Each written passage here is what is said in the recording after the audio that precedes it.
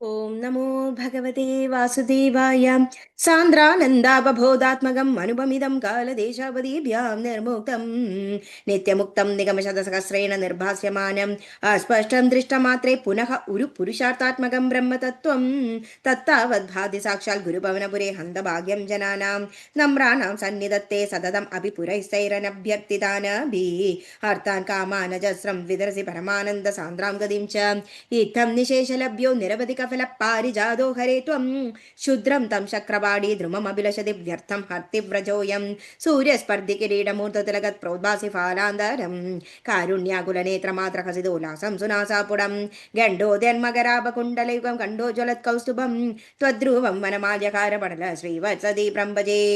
കേയൂരാംഗത കങ്കണോത്തമ മഹാരത്നാങ്കുലീയാംഗീത ശ്രീമദ്ബാഹു ചതുഷ്ക സംഗതഗത ശങ്കാരി പങ്കേരുകാം കാഞ്ചിത് കാഞ്ചന കാഞ്ചിലാഞ്ചിതരസത് പീതാംബരാലംബിനീം ആലംബേ വിമലാംബുജദ്ദുതിപദാമൂർത്തിം തവ ആർത്തിച്ഛിതം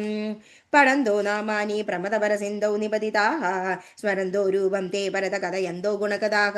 ചരന്തോ യേ ഭക്താ ത്വയി ഖലു രമന്തേ പരമമുൻ അഹം ധന്യാൻ മന്യേ സമധിഗതഃ സർവാഭിലഷിതാൻ വിദൂയ ക്ലേശാൻ മേ ചരണയുഗ്മം ധൃതരസം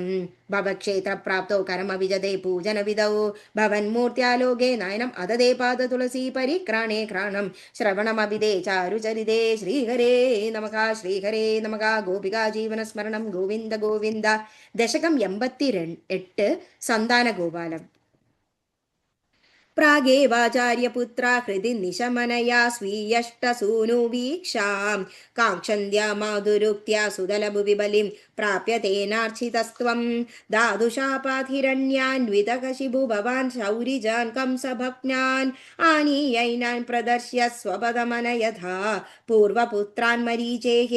ശ്രുതദേവ ഇതി ശ്രുതം ദ്വിജേന്ദ്രം ബഹുലാശ്വം നൃപതിം ച ഭക്തിപൂർണം യുഗപത്വം അനുഗ്രഹീതു കാമോ മിഥിലാം പ്രാപിതതാപസൈ സമേതക ഗച്ഛൻ ദ്വിമൂർത്തിരുവയോ യുഗപന്നികേതം ഏകേന ഭൂവി ഭൂരി വിഭവൈ വിഹിതോപചാരക അന്യേന തദിനഭൃതൈശ്ച ഫലൗദനാന്ത്യൈഃ തുല്യം പ്രസേദിത ദദാത ച മുക്തിമാഭ്യാം ഭൂയോ ദദ്വാരപത്യാം ദ്വിജതനയമൃതിം തത്പ്രലാപാനപി ത്വം കോ വോ ദേവൈം നിരുദ്യാദ് ഇതി കില കഥയൻ വിശ്വവോടാപ്യസോടാഹ ജിഷ്ണോർഗർവം നിനേതും ത്വയി മനുജതിക കുണ്ഡിതാം ചാസ്യ ബുദ്ധിം തത്വാരൂഢാം വിദാതും പരമദം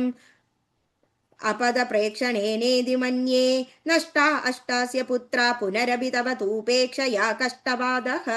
स्पष्टो जादो जनानाम् अद तद वसरे त्वारकामारपार्थः मैत्रा तत्रोषितोऽसौ नवमसुदमृदौ विप्रवर्यप्ररोदं श्रुत्वा चक्रे प्रतिज्ञाम् अनुपहृतसुध सन्निवेक्ष्ये कुरुशानाम् मानी सत्त्वामपृष्ट्वा द्विजनिलयगदो बाणजालैर्महास्त्रैः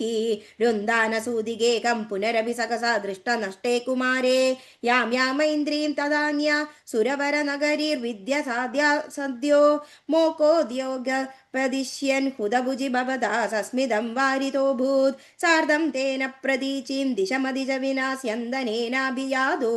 लोकालोकं व्यतीत तिमिरपरमदो चक्रधाम्ना निरुन्दन् चक्रांशु क्लिष्टदृष्टिं स्थितमदविजयं पश्य पश्येदि वारां पारे त्वं प्राददर्श किमविहितमसां दूरदूरं पदं ते तत्रासीनं भुजङ्गादिवशयनदले दिव्यभूषायुधाद्यैः आवीदं पीदचेलं प्रदि नवजलदश्यामलं श्रीमदङ्गं मूर्तीनामीशितारं परमिगतसनाम् एकमर्थं श्रुतीनां त्वामेव त्वं परात्मन् प्रियसखसखितो नेमि दक्षेमरूपम् युवा मामेव द्वावधिक विवृत्तान्तर्हिततया विभिन्नौ सन्द्रष्टुं स्वयमहमहर्षं द्विजसुधान् नयेदं द्रागेदान् इति खलु वितीर्णान् पुनरमून् द्विजायादायादा प्रणुदमहिमा पाण्डुजनुषा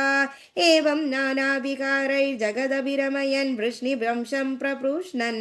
ईजानो यज्ञभेदै अदुलविहृदिभिः प्रीणयन्येण नेत्राका भूभारक्षेपदम्बात् पदकम् कमलजूषा मोक्षणायावतीर्णक पूर्णं ब्रह्मैव साक्षात् यदुषु मनुजदारुषितस्त्वं व्यलासीकीं प्रायेण द्वारवत्याम् अवृदधयितदा नारदस्त्वन्द्रसाद्रः तस्मालेभे कदाचित् खलु सुकृतनिधि त्वत्पिता तत्त्वबोधम् भक्तानामग्रयायि स च खलु मतिमानुद्धवत्स्त्वस्त एव प्राप्तो विज्ञानसारं सकिल जनहितायाधुनास्ते बदर्यां सोऽयं कृष्णावतारो जयति तव विभो यत्र सौहार्दभीति स्नेहद्वेषानुराग प्रभृतिविरधुलै आश्रमैरोग्यभेदैः आर्तिं तीर्त्वा नमः समस्ताम् अमृतपदभगो सर्वतः सर्वलोकाः सत्वं विश्वार्तिसन्ध्यै पवनपुरपदे भक्तिपूर्त्यै च भूयाः श्रीहरे नमः गोपिका जीवनस्मरणं गोविन्द गोविन्द. Thank you.